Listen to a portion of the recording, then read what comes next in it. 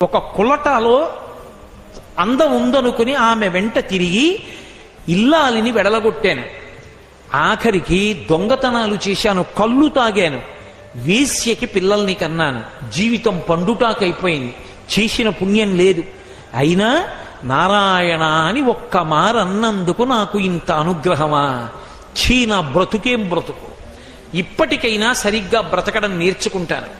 ఇక నా జీవితాన్ని పరబ్రహ్మము యొక్క నామోచ్చరణ ఎందు గడిపేస్తాననుకున్నాడు.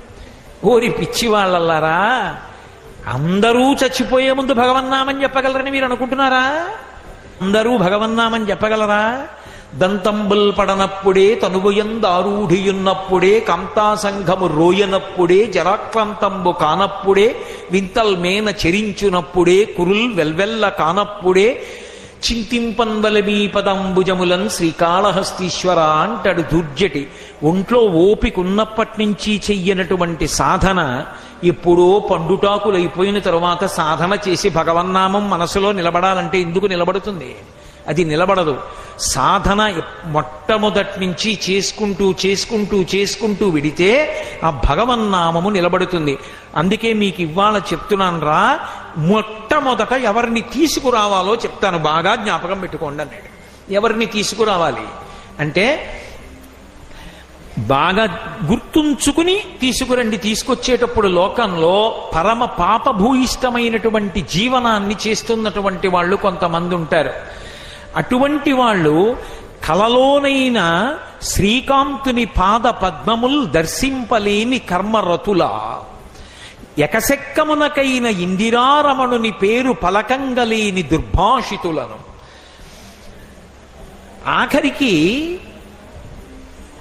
హాస్యమునకైన కృష్ణ కథా ప్రశంసకు చెవి తార్పలేని దుష్కథా ప్రమణుల,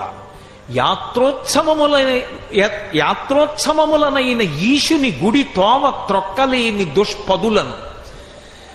మహాభక్తుల పాదధూళి సమస్త తీర్థ సారమటంచు తెలియలేని వారి వారి వారి వారి చేరిన వారి తొలుత కట్టి తెండు దూతలా.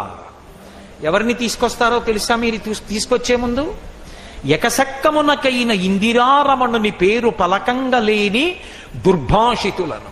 వాడు హాస్యానికి కూడా భగవన్నామం పలకడం, ఎప్పుడూ అక్కర్లేని మాటలే. పరిహాసానికి వాడు భగవన్నామం పలకడం. ఎందుకని? వాడి ఇంట్లో పిల్లల పేర్లు కూడా ఉండవు, అమంగళకరమైన పేర్లుంటాయి. కొన్ని పేర్లు వింటే నిజంగా పేర్ల అర్థం భావిస్తే అలా పిలిచినందుకు ఆ పిల్లలు ఏమైపోతారో, అలా పిలిచి వీళ్ళేమైపోతారో అనిపిస్తుంది. దానికి ఏం అర్థం ఉండదు. ఆ పేరు బాగా పెట్టుకున్నావా అంటే వాడికి అది నచ్చింది. ఎవడికి లోకంలో ఉండకూడదు ఆ పేరు. రావణుడికి ఉంది అలా, ఎవరూ పెట్టుకోలేదుగా రావణుడు అన్న పేరు. పేరు పెట్టుకోవడం కాదు, పేరు పెట్టి పిలిచినందుకు వాడికి మంచి విభూతి కలగాలి, పిలిచి నువ్వు తరించాలి, ఆ పేరు పెట్టుకోవాలి. అంతేకాని ఎందుకు వచ్చిన పనికిమాలిన పేర్లు. భగవంతుడి పేరు కనీసం హాస్యానికైనా పలకనటువంటి వాడు ఉంటాడు, దుర్భాషితుడు అన్నాడు యమధర్మరాజు గారు. వాణ్ణి ముందు పట్టుకురండి. రెండోవాడు కలలోనైన ఇందిరారమణుని పాద సత్కమలముల్ చూడని కర్మరతుల. వాడికి ఎప్పుడు పనిలే, వాడికి ఎప్పుడు ఖాళీ ఉండదు. ఎప్పుడు బతికున్నంత కాలం కబంధుడు అని రామాయణంలో రాక్షసుడు ఉంటాడు, వాడికి కళ్ళుండవు. వాడికి ఒక పెద్ద కడుపు పెట్టాడు ఇంద్రుడు, తలని తీసుకెళ్లి నొక్కేశాడు లోపలికి. అందుకని వాడికి ఏం లేదు, నేను తినాలి కదా అన్నాడు. తినడానికి ఒక కడుపు పెట్టాను కదా అన్నాడు. మరి తినడానికి ఆహారం కావాలి కదా అన్నాడు. పెద్ద 2 చేతులు ఇస్తా, తడువు, ఏది దొరికితే తెచ్చుకు తింటుండు, కూర్చో. వాడు చేతులు పెట్టి తడువుకుంటూ ఉంటాడు, తింటుంటాడు. కబంధుళ్ళ వెళ్ళను, సంపాదించను, తేను, బ్యాంకులో వేయను, తిన్నో, పడుకోను, మళ్ళీ తిరగను, తీసుకొస్తూ ఉండను. వాడికి భగవత్ కార్యానికి ఖాళీ ఉండదు. ఎందుకు? ఆ మనుష్య జన్మ. సంపాదించద్దని లోకం అనలేదు, సంపాదించవలసిందే. కానీ ఇంక అదే కార్యక్రమమా? నీ జీవితం ఏమైపోతుంది? జీవుడు ఏమైపోతాడు? రేపు పొద్దున వెళ్ళిపోయాక ఇది పనిచేసుకుంటారు. కడుపున ఎంతమంది పుట్టారో అంతమంది పెట్టి భాగించేస్తారు. నువ్వు జీవుడు ఏమైపోతాడు? వాడు ఉన్నాడుగా, వాడి సంగతి కూడా చూసుకోవాలిగా.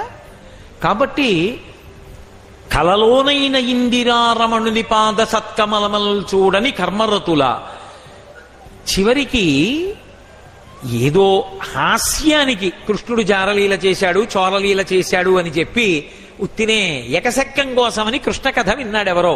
అలా విన్నా పర్వాలేదు, కనీసం అందుకు కూడా విండవాడు. అది వినేదేమిటండి అంటాడు. అలాంటి వాడిని ముందు తీసుకురండి. అలాగే యాత్రోత్సవములనైన యాత్ర కడతాడు, ఉత్సవానికి కడతాడు. ఏం చేస్తాడు? అక్కడికి వెళ్ళి ఇక్కడ కూడా మంచి ఆహారం ఎక్కడ దొరుకుతుంది? అబ్బే ఇక్కడండి ఇలా కాదు, అలా చేసి ఉంటే బాగుండేది. వీడు ఇక్కడ కూర్చుని సలహాలు చెప్తాడు.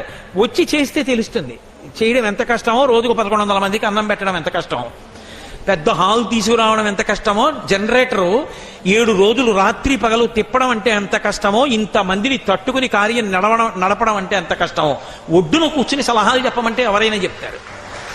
అది కాదు, యాత్రకి ఉత్సవానికి వెళ్ళినప్పుడు కనీసం ఏమండి ఇక్కడ గుడి ఎక్కడుందండి అని పక్కనున్న హనుమాన్ గడికి కూడా 4 అడుగులు లేకుండా ఇంకా ఉండిపోయాడు 3 రోజుల తర్వాత అంటే మిగిలిన మాటనే పూర్తి చేయరు. యాత్రోత్సవములనైన ఈశుని గుడి త్రోవ తొక్కలేని దుష్పదులను మహాభక్తుల పాద ధూళి సమస్త తీర్థ సారమటంచు ఎరుగలేని వారి. సమస్త తీర్థముల యొక్క సారం ఎక్కడుంటుందంటే మహాభక్తుల యొక్క పాద ధూళి ఎందు ఉంటుంది. అటువంటి వారి పాదాలకి నమస్కరించడానికి అహం అడ్డొచ్చి నిటారుగా తాటి చెట్టులా నిలబడేవాడెవడుంటాడో వారి వారి వారి వాడికి మేము వాడి వాళ్ళమండి అని గర్వంగా చెప్పుకునే వాళ్ళు ఎవరున్నారో వారి వారి వారి చేరిన వారి. అలాంటి వాళ్ళ చుట్టూ చేరిన వాళ్ళని తొలుత కట్టి తెండు దూతలారా, వాళ్ళ అక్కర్ల భూమి మీద ముందు కట్టి తెచ్చేయండి. మరి ఎవరి విషయంలో జాగ్రత్తగా ఉండాలి? కమలనయను మీది భక్తి యోగమెల్ల ముక్తి యోగమటంచు మొదలెరుంగు అట్టి వారి జోలికెళ్ళవలదు దూతలారా. ఎవరు భగవంతుని మీద భక్తియే ముక్తియోగమని నమ్మి బతుకుతుంటారో అలాంటి వాళ్ళ జోలికి వెళ్ళవద్దు. భగవంతుని యొక్క భక్తులతో నిరంతరము మాట్లాడడం కూడా మహాభాగ్యం. అజామీలుడు అదే చెప్పాడు చిట్ట చివర, హరిభక్తులతో మాటలు ధరనెన్నడు చెడని పుణ్య ధనముల మూటల్ అవి వరముక్తికాంత పూతోటలు అరిషడ్వర్గములు చొరని అరుదగు కోటల్ అన్నాడు. ఎక్కడి నుంచి వస్తుందా సంస్కారం అంటే భగవంతుని యొక్క భక్తులైన వాళ్లతో కూడి ఉన్నా ఎప్పుడూ భగవన్నామం వినడం, భగవత్ కథ వినడం, భగవత్ సేవ చేయడం, ఆయనతో గుళ్ళకెళ్ళడం, గోపురాలకెళ్ళడం, తీర్థానికి వెళ్ళడం, నదికి వెళ్ళడం, భగవన్నామం పలకడం, భగవత్ కథాశ్రవణం, అనురక్తి సంస్కారము ఇవి ఉద్భవిస్తాయి. అటువంటి హరిభక్తులతో మాటలు ధరనిన్నడు చెడని పుణ్య ధనముల మూటల్. సంపాదించుకున్న ధనం పోవచ్చు, కానీ హరిభక్తులతో కలిసి ఉన్నందువల్ల వచ్చినటువంటి పుణ్యమనబడేటటువంటి ధనము యొక్క మూట పాడయ్యేది కాదు. ధరనెన్నడు చెడని పుణ్య ధనముల మూటల్ వరముక్తికాంత పూతోటలు. అటువంటి వారితో మాటలు ముక్తికాంత పూతోటలు. అరిషడ్వర్గములు చరని అరుదగు కోటల్. కామక్రోధ లోభమద మోహమాత్సర్యములు ప్రవేశించని అరుదైన కోట. మామూలు కోటల్లోకి శత్రువులు ఎప్పుడోప్పుడు ప్రవేశిస్తారు, ఏ ఉడుగునో ప్రవేశపెట్టి. కానీ ఈ కోటలోకి అంతఃశత్రువులు కూడా ప్రవేశించరు. ఏ కోటలోకి? భగవద్భక్తులతోటి సహవాసం ఉంటే. కాబట్టి అటువంటి వారి జోలికి వెళ్ళవద్దు దూతలారా అని యమధర్మరాజు గారు చెప్తాడు. కాబట్టి అజామీళోపాఖ్యానం మనకి భాగవతంలో ఏం నేర్పిందంటే, ఏదో ఒక కారణానికి ఎప్పుడో అప్పుడు భగవన్నామని చెప్పడం నేర్చుకో. కంచికామకోటి పీఠాధిపత్యం వహించిన మహాపురుషులు చంద్రశేఖరేంద్ర సరస్వతి మహాస్వామి సభలకి వెళ్ళి, అయ్యా మీకు అది ఇస్తామండి ఇది ఇస్తామండి అని అడిగితే, నాకు అవన్నీ అక్కర్లేదు, నేను సన్యాసిని, నేను అడిగింది మీరు ఇస్తారా? ఇస్తాం. అందరూ ఇవ్వగలరు, ఇస్తారా? ఇస్తాం. మీ జీవితంలో ప్రతిరోజు 2 నిమిషాలు నాకు ఇచ్చేశానని, దానం చేశానని చెయ్యెత్తండి. అందరూ చెయ్యెత్తేవారు. కాబట్టి మీ జీవితంలో ప్రతిరోజు 2 నిమిషాలు నావి కదా, నే చెప్పినట్టు చెయ్యాలి. 2 నిమిషాలు ఎప్పుడో అప్పుడు భగవన్నామని చెప్పండి. మీరు నాకు ఇచ్చేశారు కాబట్టి ఇప్పుడు 2 నిమిషాలు ప్రతివాడి చేత భగవన్నామని చెప్పించి ఎన్ని కోట్ల మందిని ఉద్ధరించారు. అది మహానుభావుల జీవితం అంటే. సంసారంలో బాగుంది, చాలా బాగుంది, చదువుకున్నాను, తర్వాత పెళ్ళయింది, మంచి భార్య వచ్చింది, కొడుకుట్టాడు, కూతురుట్టింది, మంచి అల్లుడు వచ్చాడు, మంచి మనవలు పుట్టారు, అమ్మో ఎంత సంతోషమో, చాలా మంచి కోడలు వచ్చింది, తప్పకుండా మనవలు వస్తారు. నీ పరిస్థితి ఏమిటి? ఎన్నేళ్ళు వచ్చేసాయి? 50 దాటిపోయావు, మనవలు పుడతారు, మనవలు పెద్దవాళ్ళు అవుతారు, మనవలు కాలేజీకి వెడతారు, నీకు 70.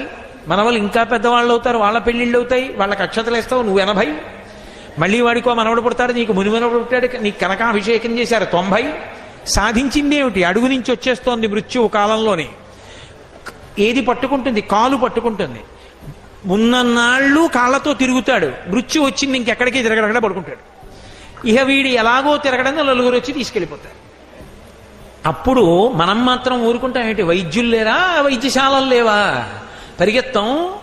అలా సంసారంలోంచి బయటపడడానికి జీవుడు ప్రయత్నం చేస్తుండడు. ఎప్పుడెప్పుడు సంసారంతో ఎన్ని మాటలు పోరాటం చేశామో. సంసారమునకు మారు పేరు మృత్యువు. ఒకరోజు ప్రదోష వేళ చచ్చిపోయాడు, ఒక జన్మలో రాత్రి చచ్చిపోయాడు, ఒక జన్మలో అర్ధరాత్రి చచ్చిపోయాడు, ఒక జన్మలో పగలు చచ్చిపోయాడు, ఒక జన్మలో ఉదయం చచ్చిపోయాడు. మొత్తానికి మృత్యువుతో పోరాటం ఇన్ని కోట్ల జన్మలలో ఎప్పుడెప్పుడు చేశామో. అప్పుడప్పుడు అలిసిపోయామంటే కుదురుతుంది?